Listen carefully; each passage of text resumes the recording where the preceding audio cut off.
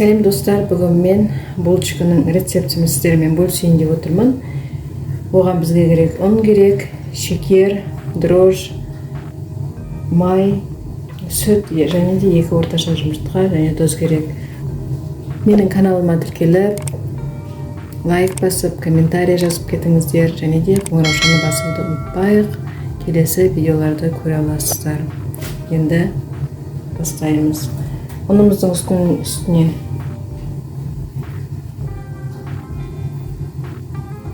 тұзымызды саламыз. Оның үстіне дрожжымызды құямыз. Дрожжымызды алдын ала ертіп дайындап қойдым.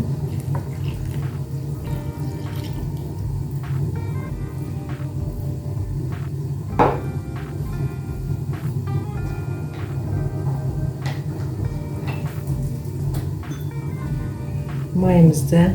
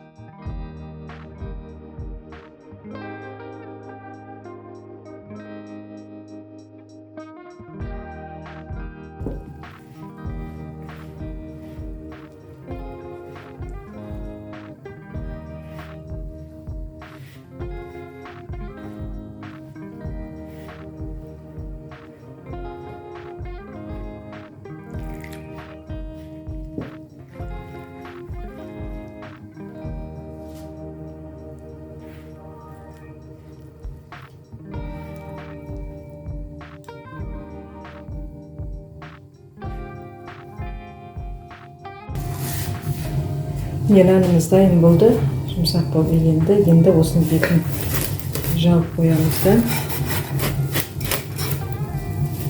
1-2 сағатқа қойып, жылы жерге қоямыз. Сүтке жұмыртқаның сарысын араластырып бетіне жағамыз.